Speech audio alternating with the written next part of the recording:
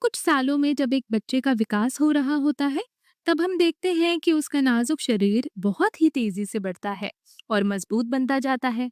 उसकी लंबाई और वजन भी बहुत तेजी से बढ़ने लगते हैं। अब ये बिल्कुल स्वाभाविक है, क्योंकि शरीर की शुरुआती प्राथमिकता यही होती है कि वो इतना मजबूत बन जाए कि वो जीवित रह सके। इसलिए शरीर की सारी ऊर्जा इसी बात में लग जाती है कि वो मजबूत और बड़ा बन जाए। लेकिन जैसे ही हम करीब 10 से 12 साल की उम्र में पहुंचते हैं, ये वाला विकास धीमा पड़ने लगता है। अब हमारी लंबाई जैसे कि पहले बढ़ रही थी, उतनी तेजी से नहीं बढ़ती। क्यों? क्योंकि अब प्राथमिकता बदल जाती है। अब शरीर की ज्यादातर ऊर्जा और संसाधन लगते हैं जनन अंगों के परिपक्व होने में। और यही समय जब जनन अंग यानी कि लैंगिक अंग परिपक्व होना शुरू होते हैं, उसे हम कहते हैं यौवन आरंभ। तो अब चलिए जानते हैं कि यौवन आरंभ के समय शरीर में कौन कौन से बदलाव शुरू होते हैं। सबसे पहले तो जान लेते हैं कि यौवन आरंभ होता क्या है।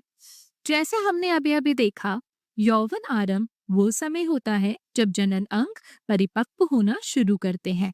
ये आमतौर पर किशोर अवस्था में होता है।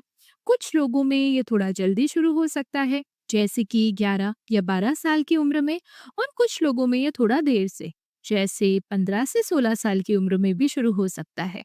ये पूरी तरह से व्यक्ति पर निर्भर करता है। अब आप सोच सकते हैं कि परिपक्व होने से हमारा मतलब क्या है। इसका मतलब ये है कि इस समय शरीर में लैंगिक हार्मोन बनने लगते हैं, जैसे टेस्टोस्टेरोन, प्रोजेस्टेरोन आदि। हमने इनके बारे में पहले भी अपनी अंतःस्रावी तंत्र वाली वीडियो में विस्तार से बात की थी। तो इन हार्मोन के बनने से कई चीजें होती हैं। ये व्यवहार को प्रभावित कर सकते हैं, और साथ ही ये हार्मोन परिपक्व युग्मक कोशिकाओं का निर्माण भी करवाते हैं, जैसे कि शुक्राणु कोशिकाएं जो वृषण में बनती हैं, और अंड कोशिकाएं जो अंडाशय में बनती हैं। तो यही सब इस समय के दौरान शुरू होता है।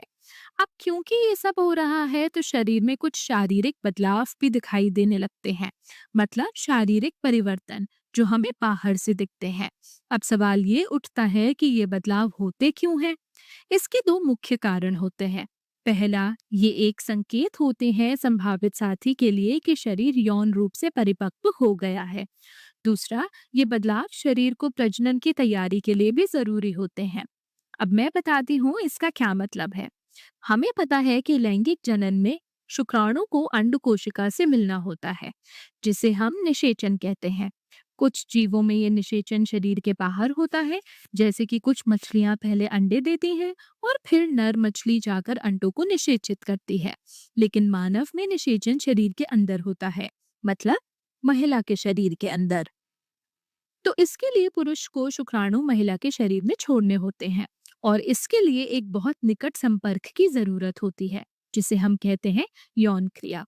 और इस क्रिया के लिए शरीर में कुछ शारीरिक बदलावों की जरूरत होती है।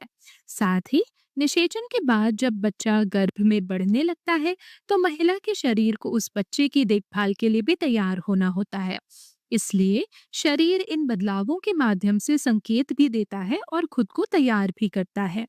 अब चलिए जानते हैं कि वो शारीरिक बदलाव कौन-कौन से होते हैं। कुछ बदलाव लड़कों और लड़कियों में समान होते हैं, और कुछ अलग-अलग। सबसे पहले बात करते हैं सामान्य बदलावों की, जो दोनों में होते हैं। सबसे पहले शरीर के विभिन्न हिस्सों में बाल उगने लगते हैं, जैसे कि बगल में, जनन अंगों के आसपास, हाथ पैरों पर और चेहरे पर हल्के रोए दिखाई देने लगते हैं। जनन अंगों के पास की त्वचा का रंग गहरा होने लगता है। हार्मोन के कारण त्वचा तैलीय हो जाती है, और कई बार मुहासे या फुंसियां भी निकल सकती हैं। हालांकि सबको मुहासे नहीं होते। कुछ लोग भाग्यशाली होते हैं जिनको नहीं होते। अब चलिए बात करते हैं लड़कों में विशेष बदलावों की। आवाज भारी होनी शुरू हो जाती है, कई बार फटती भी है, चेहरे पर दाढ़ी और मूछ आने लगती है, लिंग बड़ा होने लगता है, और उसमें उत्थान आने लगता है, जो यौन क्रिया के लिए जरूरी होता है। अब बात करते हैं लड़कियों में होने वाले विशेष बदलावों की। स्तनों का आकार बढ़ने लगता है, स्तनों के सिरे की त्वचा गहरी होने लगती है, और फिर शुरू होता है रजोधर। अगर आप सोच रहे हैं कि रजोधर्म क्यों होता है, तो इस पर हम बाद में बात करेंगे जब हम महिला जनन तंत्र को विस्तार में समझेंगे। तो आइए अब एक बार फिर से संक्षेप में जान लेते हैं कि हमने क्या सीखा। पहले 10 से 12 साल तक मानव शिशु शारीरिक रूप से मजबूत बनता है। फिर उसकी सामान्य वृद्धि धीमी हो जाती है और जनन अंग परिपक्व होने लगते हैं। यही समय कहलाता है यौवन आरंभ। इस समय शरीर में कुछ शारीरिक बदलाव होते हैं। कुछ बदलाव दोनों में समान होते हैं और कुछ विशेष रूप से लड़कों या लड़कियों में ही होते हैं। ये बदलाव दो कारणों से होते हैं। पहला, संभावित संगी को संकेत देने के लिए कि शरीर अब यौन रूप से परिपक्व है। दूसरा, प्रजनन और बच्चे की देखभाल के लिए शरीर को तैयार करने के लिए।